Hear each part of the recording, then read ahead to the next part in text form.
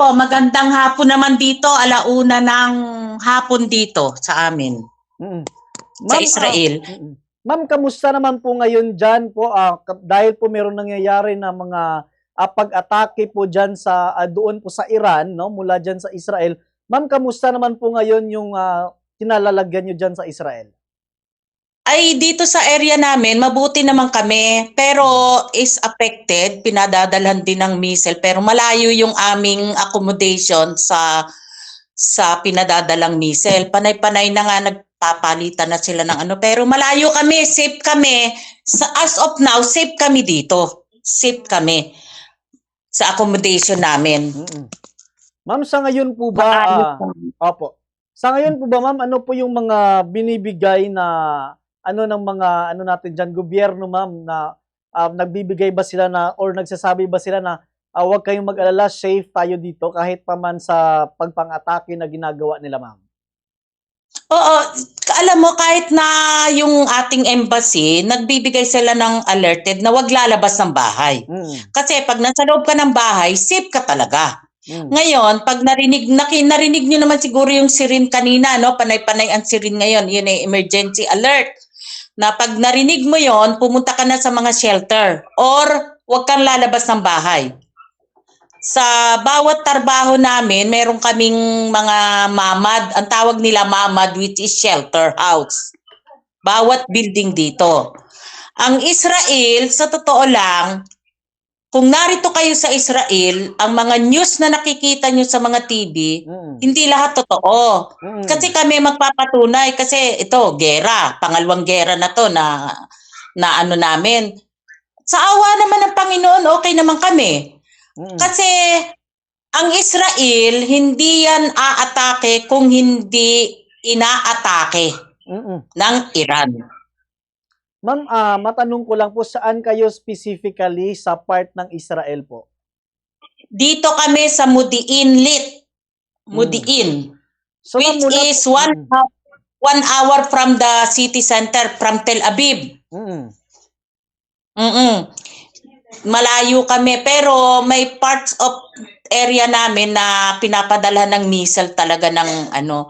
Kaya lang, ang mga sundalo dito, believe kami sa mga sundalo kasi lagi silang ready. Kasi for how many years na sila nagigera, di ba? yes po. Ready sila talaga. Alam nila kailan aatake at ang pagprotekta nila bago bumaba sa lupa yung missile ng Iran na i-stop na nila.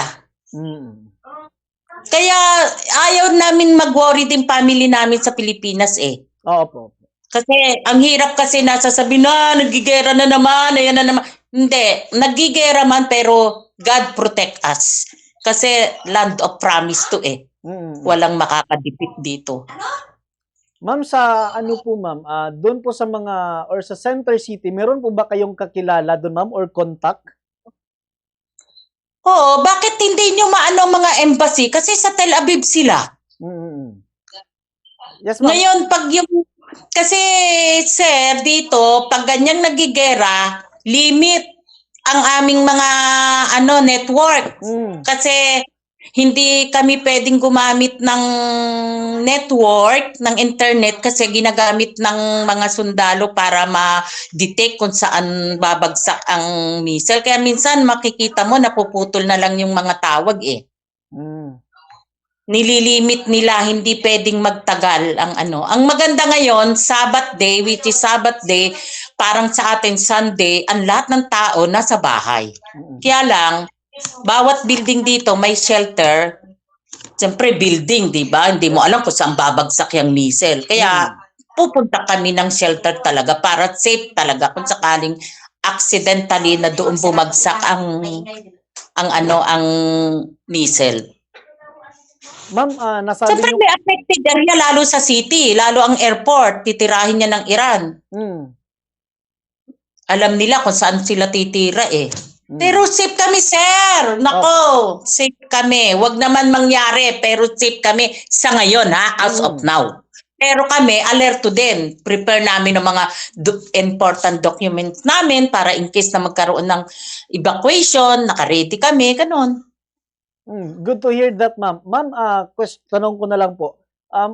narinig nyo naman po yung mga pagsabog, no? Nasabi nyo kanina, mga anong oras po, ma'am, yung pinakauna nyo na narinig yung merong mga pagsabog or mga missile dyan, ma'am? Dito sa Israel, 10 o'clock. Mm. 10 o'clock. Sa ngayon nga, na ano ko doon sa Jordan, may bumagsak daw doon sa part ng Jordan. Kasi dati sa Jordan ako sa Marjal Hamam, ang sabi kasi yung kaibigan namin tumawag nga, kinukumusta kami. Sa kanila bumagsak yung missile. Sabi ko, bumagsak sa inyo, sa amin, hindi pa bumabagsak dito sa area namin. Pero sa Bethlehem, Nazareth, Tel Aviv, Jerusalem, yun ang inano ng Iran talaga. Ma'am, Yun ang ma'am, kung meron tayo pareho sa yung meron tayong mga sabaha, yung mga alert level, diyan po ba, ma'am, kasi mostly 'di ba nangyayari yung mga ganyang pangyayari, yung mga missile strike, meron bang mga alert level diyan, ma'am, na ginagawa yung gobyerno ng Israel? Oo, meron. Sa ngayon, very helpful ang mga Israel government dito. Sa ngayon po, talagang sige po. Okay, go ahead. Sa ngayon po ba, ma'am, yung lugar niyo hindi po ba pinapasailalim sa alert level ng Hindi pa. Hindi. Kahit yung inatake kasi hindi lang Israel ang inatake ng Iran UAE, Bahrain at saka Kuwait Hindi ko alam bakit nila inatake ang Middle East. Hindi ko alam. Parang yung American base ang inatake nila. Anywhere in the world merong American base, di ba? Yes po. Oo. Ngayon dito sa Israel ang protection country talaga ng Israel is American. Kaya dinadamay nilang Israel. Ma'am, yun ang ay surprise yung Middle East tinira ngayon ng Iran na which is same na Middle East yun, Arabo. Hindi ko alam kung bakit nila ginawa yun. Ma'am, before to nangyari, opo. Before nangyari, okay, go ahead. Sige po. Ma'am, before po nangyari tong airstrike, yung government ba ng Israel, wala bang announcement dyan sa mga tao dyan na be prepared kasi gagawa kami ng US ng isang pag-atake doon sa Iran? Wala po bang ganung mga reminders? Hindi nila sinasabi na gagawa sila ng atake. Pero ina-alerto nila kami 2 months ago na. 2 months ago na. Private, mayroon kami ditong app na sa Israel lang. Be prepared. Baka magpadala ng missile ang Iran. Iyon ang sinasabi nila. Kasi ang Israel very secretive pag nagpaplano sila. Ngayon, pag inatake sila, alam na nilang gagawin nila. Naka-ready na rin yung kanilang pang-rest back missile para sa Iran. Pero 2 months ago, inaano na kami. Lagi na kaming ina-alerto. Alam na nila, even pagkatapos nung last na pag-atake ng Iran, after 1 month, alam na nila na aatake uli yung alam nila, naka-alerto. Lagi silang ina-alerto kasi the best technology in the world, Israel Wala silang gawa kundi ang pinagtatrabahuan nga naming opisina puro mga computer, babae. Babae ang nag-aano ng computer dito, mga lalaki, mga sundalo lahat. Sila ang mga nagtitrace ng mga problemang gano'n. Alerto, matagal na kami ina-alerto ng Israel kaya alam namin. Kaya lagi kaming prepare. Ma'am, except po dyan sa pag-alerto sa inyo, wag naman po sana. If ever po na gumante ng strike yung Iran, no, meron na po bang mga sa inyo, ma'am, ng mga tao dyan na meron ng ganito ang gagawin if ever man na mag-rest back ang Iran? Meron bang ganun, ma'am? Oo, meron. Sige po. Meron. Ma'am, so, sa ngayon, ma'am, no, masasabi mo safe kayo dyan sa area ninyo? Oo, as of now, kasi first day pa lang ng atake, di ba? Opo.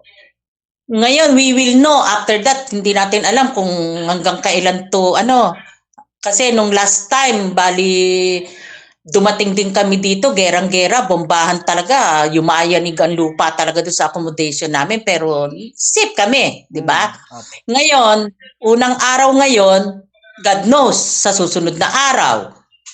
Kasi kahit may gera dito, nagtatrabaho pa rin kami. Napunta kami, sinusundo kami ng boss namin, ihatid kami sa trabaho. Continue ang pagtatrabaho namin as long as malayo ang pagbabagsakan ng missile. Yun ang ano. Kahit po may... Pero sige po. talagang sarado lahat para ibig sabihin is very ano na yon. Parang kung sa volcano ba, hindi na pwede talagang maglalabas, sa bahay ka lang. Ang maganda dito, kahit na walang trabaho, tuloy ang sweldo. Yun ang ano. Kaya hindi magugutom ang pamilya. Safe kami sa Israel. We know the Israel. Alam mo kaya yung ibang Pilipino na ayaw umuwi? Kasi alam nila safe naman eh. Huwag lang talagang God willing na talagang kung it's your time, di ba? Oo. Dasal lang. Nagdasal lang kami ngayon. Tapos wala nang distracted. Ma'am, Safe kami. Kaya sa Pilipinas, don't worry. Safe kami. Kami lang. Hindi ko alam yung sa iba. Ngayon, at least yung family namin hindi mag-worry, hindi namin alam yung iba. Kaya mas maganda kung meron kayong maano sa Jerusalem, Bethlehem, at saka sa Tel Aviv kasi doon talaga tinitira ng Iran eh. Dito sa amin malayo-layo pa kami sa ano eh, area. Narinig mo naman siguro yung siren kanina, 'di ba? Lumabas ako. Every 10 minutes nagsisirin sila na alerto kasi nagpapalitan na sila ng missile. Opo. Sige ma'am, at least alam po ng mga taga-Pilipinas no na yung area nyo dyan safe po kayo ma'am. Ma'am, si Tapos Bongbong Mark, sige po. Bukas kung may pasok kami bukas eh, we will know kung wala kaming pasok hindi kasi i-announce siya ng government na walang pasok kasi baka more tension, di ba? Pangalawang araw ngayon, unang araw pa lang. Di wala na namang tulugan yan. Sa mamayang gabi, sigurado, tirahan yan kasi sa gabi tumitira ang Iran eh. Kaya safe kami sa ngayon. As of now, safe kami from Philippines. Parating, safe kami ngayon dito sa Mudiinlit kami. Mudiinlit. Ma'am, wag naman po sana. If ever man, no, kuha po kami ng follow-up update sa inyo, ma'am. Oo. Anytime, basta wala kaming trabaho, sir, ha? Opo. Kasi pag may trabaho, siyempre, hindi naman pwede. Ngayon kasi, Sabado, message lang po ako kay Ibon sa group na kung pwede o hindi. Kasi pag may trabaho, hindi naman pwede, di ba? Opo. Okay, walang problema, sir. Anytime, para lang maging relax ang family sa Pilipinas na hindi lahat ng Israel area ay delikado. Some part lang ng Israel. Basta wala nasasaktan, walang namamatay, okay lang yun. Sige po. Ma'am, from Bombo Radio Jensen, si Bongbong Mark po ito. Ma'am, ingat po kayo dyan. Marami pong salamat. Salamat, Mr. Bongbong. Sige. Anytime. Salamat po. Sige po. Good evening po sa inyo. Good evening. Sige, ma'am. Ingat po kayo dyan. Okay, bye-bye. Thank you. Okay,